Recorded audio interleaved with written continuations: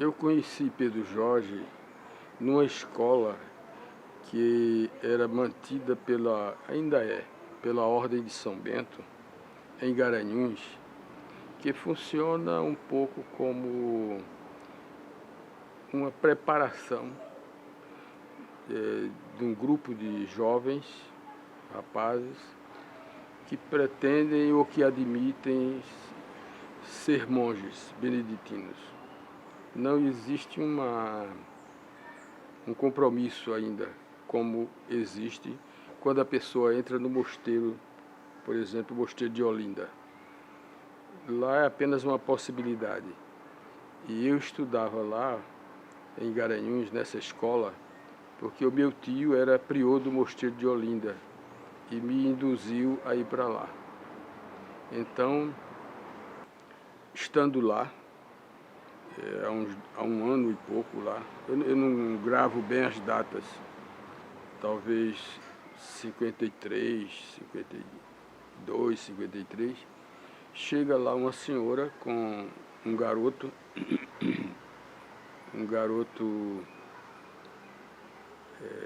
da cabeça grande, os cabelos lisos, caídos, um pouco caídos, e muito vivo. E eu era muito assim, conversador, e ela entrou no ambiente onde nós estávamos com ele, e começamos, parece, numa hora de recreio, e começamos a conversar, e eu comecei a me interessar por ela e por Pedro Jorge. E aí ela achou que nós estávamos nos entrosando e me pediu para me tornar uma espécie, o que ela chamou de irmão companheiro de Pedro Jorge. Eu quero que o senhor seja o irmão companheiro dele. Eu não entendi bem não, mas eu digo, vamos ser amigos. E a gente pensava numa amizade escolar. E realmente essa amizade acabou sendo um pouco mais. O Pedro Jorge era um temperamento nervoso e um pouco disperso, porque ele tinha uma rapidez imensa para captar as coisas, para aprender as coisas, e uma memória de computador. Ele lendo um livro, ele ficava sabendo o livro todo e às vezes citava até páginas. Era um prodígio de inteligência e de memória. E lá na escola ele tinha dificuldades de acompanhar o ritmo que era imposto pela disciplina da escola. Porque ao ouvir as aulas, ele gravava todas as aulas. E antes de ir para as aulas, do começo do ano, ele lia logo todos os livros didáticos e ficava sabendo todos eles, até em detalhes. E às vezes o professor cometia algum engano e ele lembrava, não, mas isso no livro está escrito assim, assim, assim. Era um prodígio. E não tinha paciência de ficar nas horas de estudo do grupo, na banca de estudo, estudando os deveres, não gostava de fazer os deveres, começava, sobretudo no início, quando ele ainda tinha 11 anos, 12 anos, ajeitando a caneta, aquelas canetas de tinta, e acabava com as mãos sujas de tinta, esquecia, passava a mão no rosto, e o cabelo sempre desarrumado, o sapato desatacado.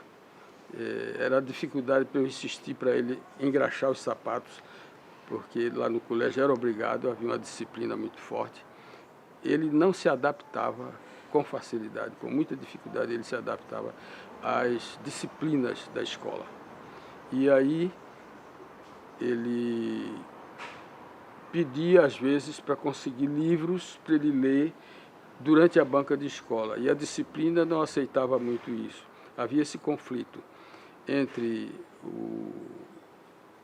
a tendência de Pedro Jorge de estar sempre lendo coisas novas e descobrindo coisas novas, e a disciplina da casa que exigia que ele fizesse os deveres passados pelos professores.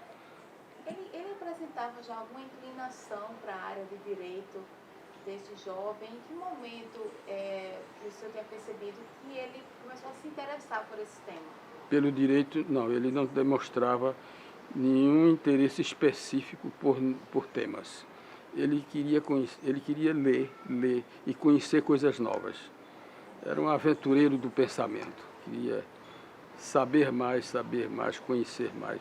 Qualquer área que se falasse, ele se interessava e queria ler e aprendia na hora. E essa convivência na escola, ela continuou no mosteiro? Então isso foi até 1959, quando eu vim para Olinda. Ele ficou lá terminando o segundo científico. Quando eu vim para Olinda, ele ainda me escreveu algumas cartas, escrevíamos poucas cartas, e dizendo que não queria mais ir para o Mosteiro da Bahia, para o qual ele estava combinado de ir. E pediu para ficar em Olinda para nós ficarmos juntos. E foi feita uma carta ao superior da ordem e ele veio para Olinda. E em Olinda ele começou a frequentar o Colégio São Bento para fazer o terceiro ano do segundo grau, que em vez de fazer científico, fez o clássico, que se adaptava mais aos estudos de filosofia e teologia. Durante esse ano, que ele estudou o terceiro ano no Colégio São Bento, ele foi primeiro aluno do colégio e, como sobrava tempo, que ele, para saber as matérias, bastava, ele lia os livros e ficava sabendo, quase não precisava das aulas e começou a ficar com tempo e treinou datilografia, tornou-se um exímio datilógrafo, dando o toque máximo da IBM. O mosteiro comprou uma máquina da IBM nova para ele e ele começou a fazer todo o serviço de datilografia do mosteiro e da congregação beneditina brasileira, que o abade era o abade presidente da congregação. Então ele tinha um volume de trabalho fantástico de datilografia. Ao mesmo tempo ele já sabia tocar piano e foi fazer com uma professora do Conservatório Pernambucano de Música os últimos anos de piano. E eu, que acompanhava sempre, fui algumas vezes à aula de piano com ele. E lá a professora mandava ele sentar ao piano e de um livro de exercícios. Ele dizia, eu deixei. E como é que vai fazer o exercício? Eu sei o exercício. O exercício era de 1 hora. Então ele tocava 1 hora sem parar, de cor, os exercícios de piano. E assim ele fez o 7º e 8º ano de piano. Isso tudo no primeiro ano em que ele estudava o terceiro ano do segundo grau. Ele fazia datilografia, concluiu o curso de piano e aprendeu inglês e francês, que ele tinha noções, mas o abade falava muito bem inglês e francês, e ele desenvolveu a ponto de poder conversar com o abade em inglês e francês. Isso tudo num ano só. E ainda se interessava por outras coisas. O tempo dele, o dia dele não era de 24 horas, ele rendia muito. E aí, quando entrou na filosofia, também foi um avanço muito rápido e aprendeu muita filosofia, muitos autores que os outros alunos não acompanhavam.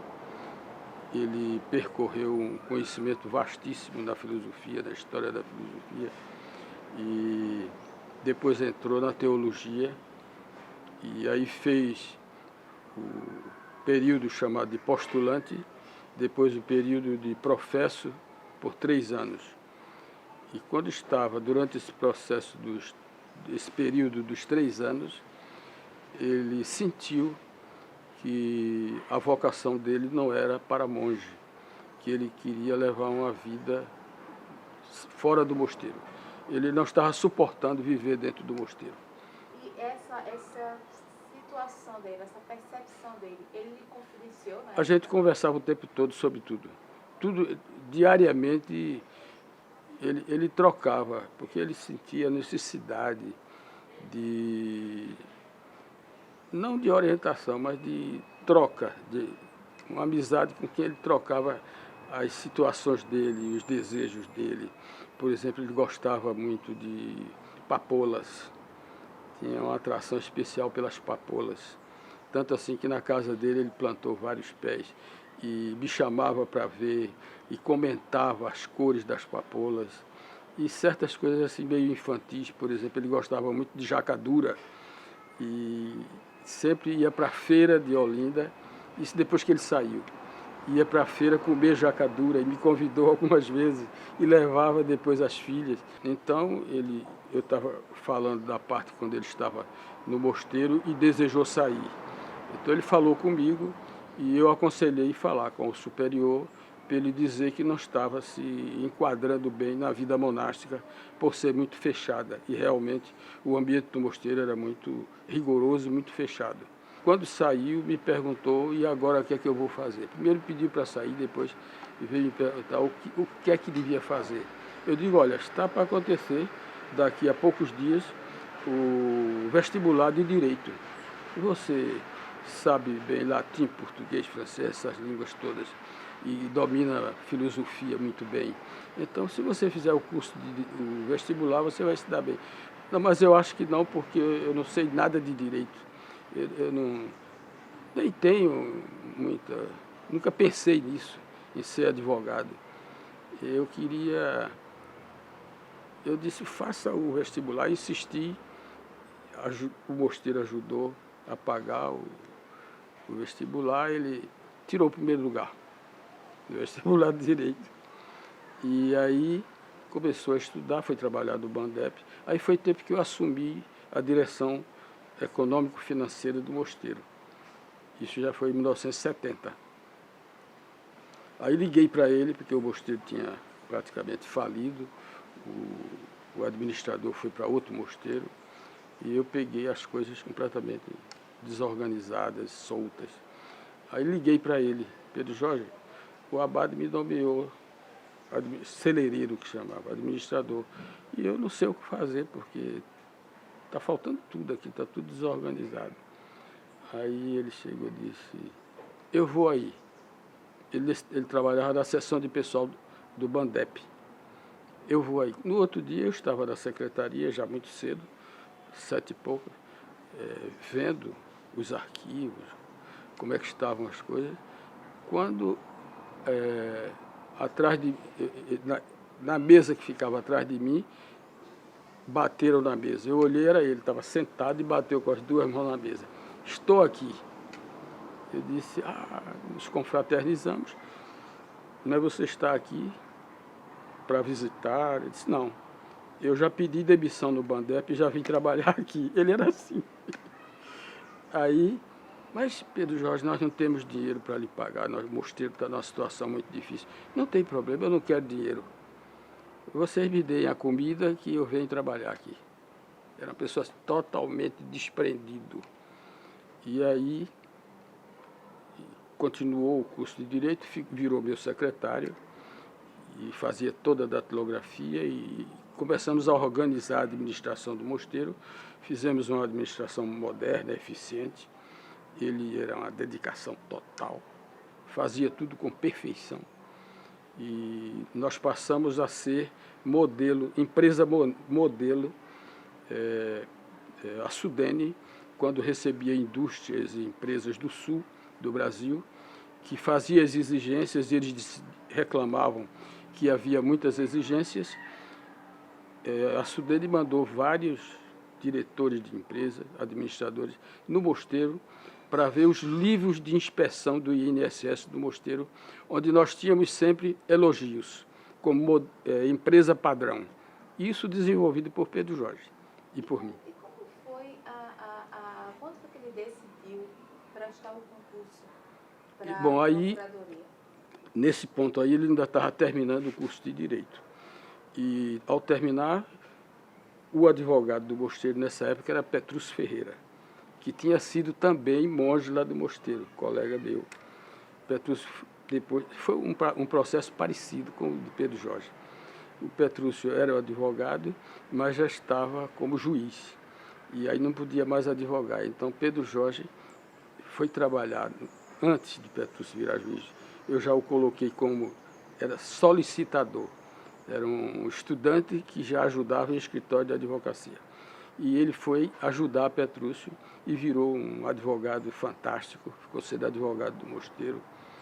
E depois apareceu o concurso de procurador e eu o incentivei muito. Aí ele foi o primeiro lugar do Brasil, havia até juízes, grandes advogados do Brasil inteiro, várias mil pessoas fizeram esse concurso e ele tirou o primeiro lugar. Ele tirava o primeiro lugar em tudo. E aí começou a sobressair na Procuradoria da República porque havia um acúmulo de processos muito grande. E ele, em um ano de trabalho, botou todos os processos em dia. Ele era uma máquina para trabalhar. Era disperso quando alguém mandava ele ficar parado para fazer dever, para fazer aquilo, para enquadrá-lo. Quando deixava livre, ele produzia maravilhosamente. E não falava, tinha dificuldade de falar um pouco, mas escrevia maravilhosamente bem. Eu levei várias causas do Mosteiro que ele foi defender. Ele foi comigo na biblioteca da Faculdade de Direito, no 13 de maio, e tinha uma mesa enorme, e pedia ao funcionário para descer vários livros, às vezes 6, 8, 10, aqueles livros de direito.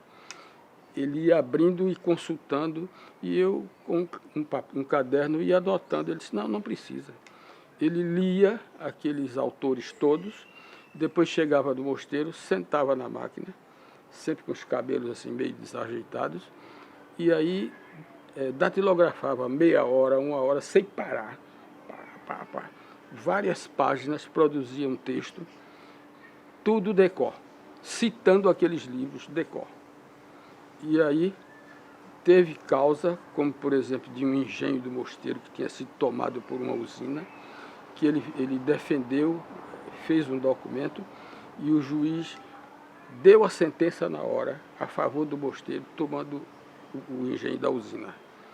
E o juiz pediu na hora para transcrever nos arquivos do fórum, em Paudalho, parece que foi em Paudalho, aquele texto que ele produziu. E era assim, um homem diferente.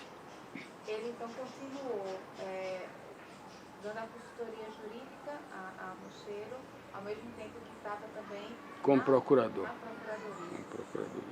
E em que momento ele fazia esse trabalho gratuitamente para o Mosteiro ou vocês o retribuíam já nessa altura do campeonato financeiramente? Depois que ele virou advogado, enquanto ele não era advogado, o Mosteiro dava, não era salário, era uma ajuda, certo?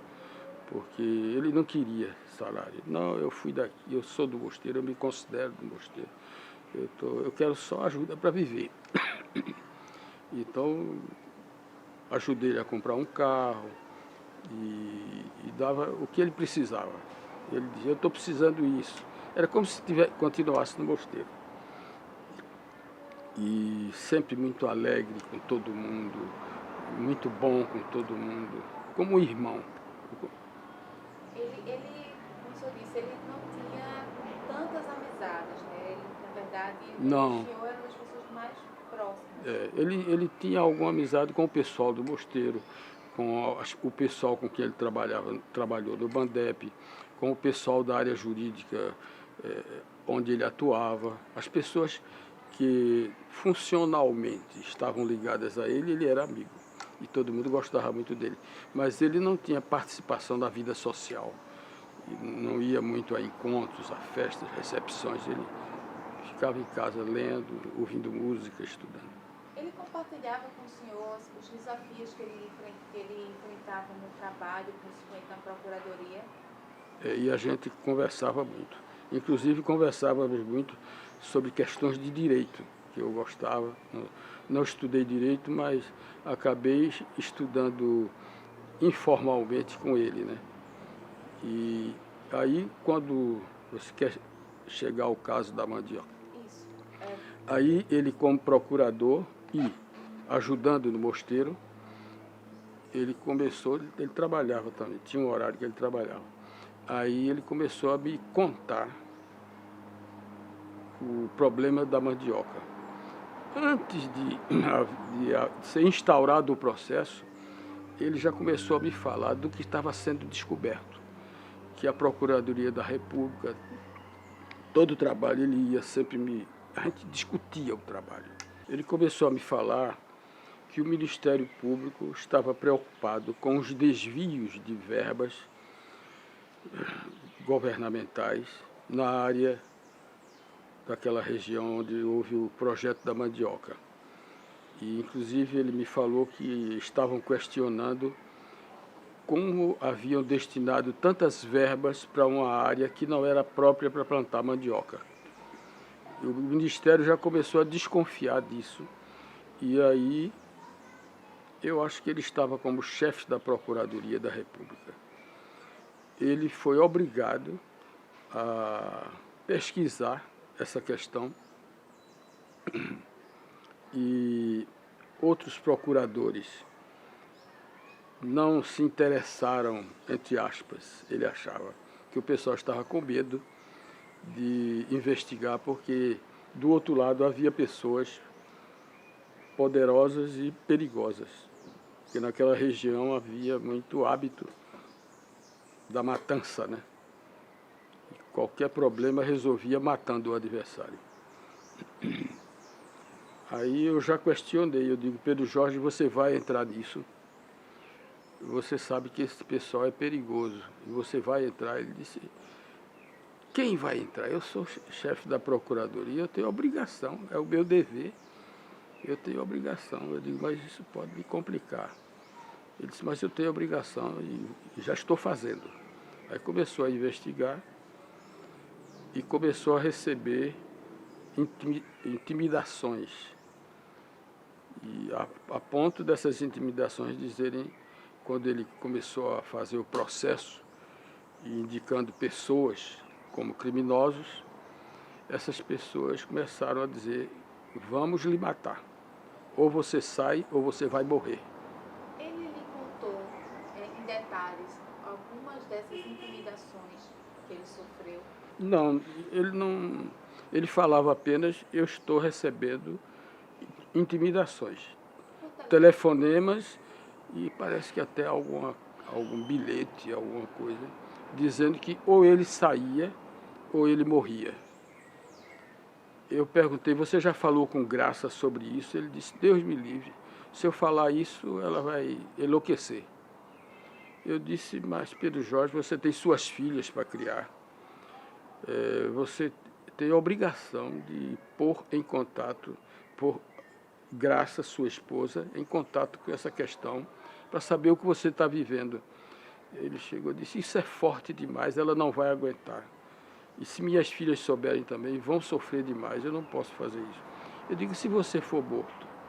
Ele chegou e disse, aí, Deus providebit. É uma frase latina que na Bíblia existe mais de uma vez. Havendo qualquer dificuldade, Deus providenciará. Eu disse, mas Pedro Jorge, você poderia sair, inclusive, da Procuradoria, porque você tem condições de ter um bom escritório de advocacia e viver sua vida com sua família. Ele chegou e disse, mas eu sou procurador e não sairia da Procuradoria a não ser por uma questão vocacional, uma questão de vocação. Assim como eu saí do mosteiro, porque vi que não tinha vocação para o mosteiro. Mas, ao sair do mosteiro, eu conservo a minha vocação do sacerdócio. Não é o sacerdote padre, mas é o sacerdócio da dedicação total à causa abraçada. E eu quero realmente continuar esse sacerdócio. E, para mim, a justiça brasileira, o judiciário, é um novo sacerdócio. Um bispo se dedica totalmente à igreja, um padre também. Um juiz, um procurador devem se dedicar totalmente à causa do bem da nação, do bem do povo. E essas pessoas estão causando um mal ao povo e a gente tem que evitar isso, corrigir isso, punir os erros. Então ele ficava me dizendo isso. Eu digo, você, Pedro Jorge, vai fazer sua opção e eu ainda continuo lhe aconselhando, pelo menos, a pedir proteção policial, para você ter uma guarda. Ele chegou e disse, Irineu, essas pessoas que estão me ameaçando, eles vão colocar como guardas para mim, porque eles têm poder, eles penetram em todos os ambientes, eles vão colocar como guardas para mim as pessoas que vão me matar. Então eu prefiro morrer sem guarda, como um cidadão que está exposto à insegurança e à violência do país. Aí foi chegando o dia, eu estava em Pau Amarelo, dando uma assistência a uma família que estava em dificuldade, quando chegou um estafeta do mosteiro, dizendo que Pedro Jorge foi morto. Eu fui para lá, fui para a casa dele e ele estava lá, morto. O senhor contou aí, o senhor falou que Pedro Jorge, ele tinha uma confiança no sacerdócio muito grande no que ele acreditava, mas também na formação religiosa, na crença dele. Ele tinha uma Bíblia na sala da casa dele, aberta, naquele texto do passeio de Emaús, da viagem de Emaús, quando Jesus, depois de ressuscitado, foi com os discípulos para a cidade de Emaús. E lá nessa frase, quando Jesus estava na casa dos discípulos em Emaús, quis sair. E então eles disseram, Senhor, permanece conosco, porque já é de noite. Ele tinha esse texto aberto. E ele dizia que essa frase era um paradigma para ele. Ele dizia toda noite quando chegava, Senhor, permanece conosco, porque já é de noite. Que ele se colocava na mão de Deus. E eu esqueci de dizer uma frase que eu e ele, gostávamos muito e citávamos muito em situações difíceis, que era um poema que diz assim, a vida é combate que aos fracos abate, os fortes, os bravos só pode exaltar. Então, para a gente não temer os fortes, os bravos, a gente queria ser forte e ser bravo. A ideia dele de vida era essa. A vida é combate que aos fracos abate. Ele não queria assumir essa atitude de fraco. Ele queria assumir a atitude do forte e que não teme a morte. E aí levou essa ideia do sacerdócio, achando que o judiciário, sobretudo o judiciário, exercia na sociedade o papel do sacerdócio, para distribuir a justiça entre os homens. Você disse que ele evitou pedir ajuda, proteção policial, por acreditar que aquelas pessoas ali que estariam possivelmente dando proteção a ele, estariam, na verdade... Poderiam ser indicadas pessoas por influência das pessoas que ele estava processando. O senhor acha que ele continuou, ele prosseguiu nessa investigação, muito mais por acreditar em Deus do que propriamente na instituição na qual ele trabalhava? Ele fez uma união teológica entre o sacerdócio eclesiástico, o sacerdócio do Evangelho e o sacerdócio da justiça.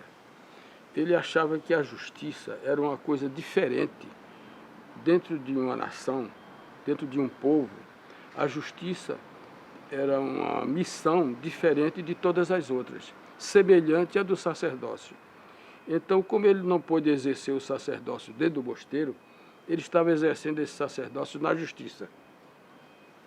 E aí, uma das últimas vezes que eu falei com ele, para ele deixar, ele disse, Irineu, se eu deixar, eu estarei sendo um covarde, porque estarei traindo a justiça, estarei traindo o sacerdócio, porque ou outro colega vai assumir e vai morrer em meu lugar, seria uma covardia, ou então um outro colega assumiria e se venderia, trairia a justiça. E aí é trair o sacerdócio, eu não posso fazer isso. No momento que ele decidiu continuar fazendo o trabalho dele e, por outro lado, não teve o respaldo suficiente para isso, ele que acabou sendo traído por essa justiça? Olha, ele nunca usava essa expressão, porque ele não dava essa ideia de traição, ele dava a ideia de medo, que os outros tinham medo. E ele respeitava o medo que os outros tinham do caso da mandioca. Os outros procuradores tinham medo. E ele disse, eu não vou ter medo, porque eles não têm essa visão da entrega total do sacerdócio. Eu vivo isso. Então eu vou assumir a minha escolha, a minha convicção, e vou respeitar a convicção deles. Ele não acusava ninguém, os colegas.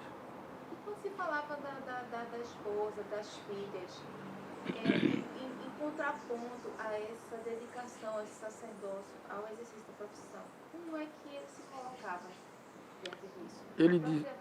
Ele dizia o seguinte, se eu trair o sacerdócio, desmoralizando a justiça brasileira, ou se eu sair e deixar um colega morrer em meu lugar, minha mulher e minhas filhas vão saber disso. Então eles vão sofrer o resto da vida por ter tido um companheiro e um pai covarde e traidor. Então eu prefiro que elas saibam que tiveram um pai herói e cumpridor do sacerdócio que abraçou. Para elas vai ser edificante. Elas vão ficar, como se diz, orgulhosas de terem tido um pai que foi fiel.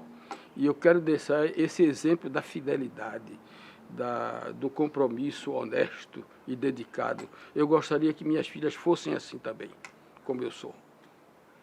Por isso que ele assumiu essa função, né, esse trabalho. Então, muito provavelmente, ele esperava pelo final. Ele tinha certeza. No final, ele tinha certeza Que seria assassinado. Mas que ele queria deixar para a mulher e para as filhas esse exemplo de totalidade na doação à causa. E que elas deveriam seguir isso também. Não no sentido de que elas deveriam se sacrificar como ele se sacrificou, mas no sentido de que elas deviam ser cidadãos honestos e dedicados ao bem do povo, ao bem da nação. Como é que o senhor se sentiu? O senhor era amigo, próximo, o senhor acompanhou, pelo Jorge, toda a trajetória dele, ao perceber que ele estava realmente decidido a prosseguir, ao perceber que o final, muito provavelmente, seria o final que teve. O senhor se sentiu ao lidar com essa realidade? Em primeiro lugar, eu tinha dúvidas. Eu achava que não iam ter coragem de matá-lo. Por ele ser a pessoa que era, que não brigava com ninguém, que tratava todo mundo muito bem, que era uma pessoa assim, tinha toda uma aparência de ingenuidade, de simplicidade, não demonstrava arrogância. Então eu achava que ele não ia suscitar ódio, tantos ódios contra ele. E comecei a rezar muito. Ele me pedia para não falar com ninguém, só nós dois sabíamos, nem no mosteiro ninguém sabia. E apenas eu tinha dito a Dom Basílio, olha, Pedro Jorge está passando uma coisa muito arriscada, mas disse assim, porque o caso da mandioca é uma coisa muito perigosa e ele está enfrentando. Aí Dom Basílio chegou a falar com ele, para ele ter prudência, e nós começamos a rezar, ficamos rezando por ele. Mas não podíamos fazer nada. Ele me fez algum pedido em especial, já que ele tinha tanta essa certeza em relação à família, às filhas? Não, porque eu acho que ele dizia que estavam querendo matá-lo, mas eu acho que ele também tinha um pouco de esperança disso não acontecer. Ele não demonstrou para mim nenhuma certeza mesmo de que ia morrer. Ele achava que podia escapar. Como foi receber a notícia da morte? Como foi que o senhor reagiu naquele momento? Eu fiquei... não sabia nem o que pensar. Eu fiquei meio perdido durante alguns dias, por vários motivos. Pela amizade, perdi um grande amigo, que era mais irmão do que meus irmãos. Era a pessoa com quem eu tinha uma interação muito grande. E realmente foi um sofrimento muito grande para mim. Eu levei algum tempo para poder me reorganizar a cabeça. E achava que ficaria o exemplo. E eu acho que atualmente, nessa situação que o Brasil está vivendo, se o exemplo de Pedro Jorge fosse mais conhecido, eu tenho a impressão que haveria uma contribuição mais positiva para a construção de um judiciário comprometido com o bem do povo, com o sacerdócio da justiça, do que propriamente essa ação que é necessária, que está sendo feita, de combater, perseguir, botar na cadeia. Isso é uma coisa positiva, até. Não sei até que ponto existem falhas ou não tenho condições de avaliar. Mas eu tenho a impressão que o exemplo de dignidade, de dedicação de Pedro Jorge deveria ser mais difundido agora que o Brasil está vivendo esse grande problema da desmoralização das instituições e do país, que o povo brasileiro não merece. O senhor se colocou em algum momento como um colaborador para que fosse investigado e a justiça fosse feita contra os assassinos de Pedro Jorge? Eu fui procurado pela Procuradoria da República, pelo Ministério Público, para dar o quê? Assinar uns termos. Eles me fizeram perguntas para dar testemunho, para dar como é que chama isso? Quando a pessoa, numa investigação, é procurado pela justiça para fazer um depoimento. Eu fiz, inclusive, um depoimento que eu fiz, pediram para mudar, porque eu, no depoimento, dei a entender que Pedro Jorge foi abandonado pelos poderes da nação na mão dos assassinos, que todos tiraram o corpo fora e deixaram ele no fogo sozinho. Eu dei a entender isso e botei um pouco a culpa do assassinato dele nas instituições que poderiam ter evitado que isso acontecesse. Aí vieram me pedir para mudar esse depoimento. Eu disse que não podia mudar porque eu queria seguir o exemplo de Pedro Jorge, da verdade até o fim. E aí, Graça foi comigo para esse depoimento na Polícia Federal. E quando eu terminei, começou a investigação com ela. E no final, ele disse, já durante a audição que foi feita dela, ela disse, olha, eu não tenho nada a acrescentar, eu assino as declarações do irmão Irílio. A senhora assina assim. Então, eles refizeram o texto e ela assinou igual a mim. E depois vieram várias pessoas falarem, inclusive com o Abade, para pedir para eu mudar o depoimento. Eu não mudei e acho que ela também não mudou. Quem fez isso? Qual foi a instituição que pediu que sugeriu essa mudança? Essas pessoas não falaram comigo. falaram com Dom Basílio e pediram para Dom Basílio não me dizer quem era. E Dom Basílio não me disse. Mas, inclusive, políticos importantes, um político importante falou com Dom Basílio. Veio gente do Ministério Público e depois pedi para mudar o depoimento, porque eu estava, de certa forma, indiretamente acusando os poderes da República.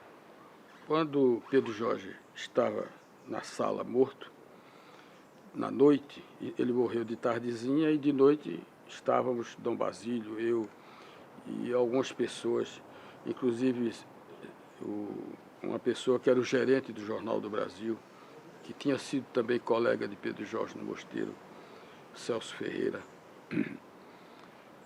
que estava lá, como amigo também. E aí a família pediu para ele e eu ficarmos atendendo as ligações telefônicas que chegavam uma em cima da outra. E uma das ligações foi de um chefe de polícia aqui de Pernambuco, que começou a dizer que nós não deveríamos falar no caso da mandioca, e sim no caso de um rapaz que morava num terreno que era de Pedro Jorge, e Pedro Jorge tinha pedido para ele sair porque pretendia construir uma casa lá. Há poucos dias antes disso, Pedro Jorge me chamou, porque ele sempre fazia as coisas comigo, para irmos ver esse lote que ele tinha lá perto do monte, que eu não sabia que ele tinha esse lote. E eu fui com ele lá. E lá havia um vizinho, que era um rapaz, que dava uma olhada no lote. E eu não sei se esse rapaz tinha falado com Pedro Jorge para construir uma casa lá no lote. Uma vez que Pedro Jorge, que o lote estava sem uso. Eu sei que Pedro Jorge pediu a ele para... Pedro Jorge ajudaria ele melhorar a casa que ele tinha lá perto. Eu não entendi bem como foram os detalhes. Mas o que eu notei é que havia uma relação de muito respeito e até de amizade entre Pedro Jorge e esse rapaz. E o rapaz concordou com tudo e ficou combinado que Pedro Jorge forneceria estacas e arame para ele fazer uma cerca bem feita e ele continuaria dando uma olhada, qualquer coisa avisaria Pedro Jorge. E os dois se despediram, eu também, num clima muito amigo, muito amigável. Não havia nenhum clima de mal-estar entre Pedro Jorge e esse rapaz. O rapaz tratava ele com muita veneração, porque sabia que ele era procurador, com muito respeito. De modo que essa versão de que poderia ser esse rapaz é totalmente fraudulenta, é totalmente inverídica. E aí esse chefe político me pediu para veicular que o caso da morte de Pedro Jorge deveria ter sido proveniente dos choques com esse rapaz. Eu digo, não é verdade. E a imprensa já está sabendo quem matou Pedro Jorge e tem aqui uma pessoa da imprensa que vai lhe dizer. Aí passei o telefone para o Celso Ferreira. E aí o Celso disse, meu amigo, nós já temos a comprovação de tudo, mas não pode publicar ele. Ele disse, já está nas ruas do Brasil. A essa hora, já era de madrugada, o Brasil já está recebendo o Jornal do Brasil com o relato de tudo, porque o Jornal do Brasil pesquisou, descobriu quem são, sabe quem são os autores, e já é matéria distribuída nas praças do Brasil pelo Jornal do Brasil. Não há mais o que fazer. Aí começou a luta, né? Conversando com Petrúcio, Petrúcio disse, Petrúcio, como é que vai se fazer para provar quem matou Pedro Jorge? Petrúcio disse, Irineu, na justiça há uma coisa muito difícil que é provar o óbvio. Mas nesse caso não vai ser difícil. E aí começou aquela luta até o julgamento de Pedro Jorge.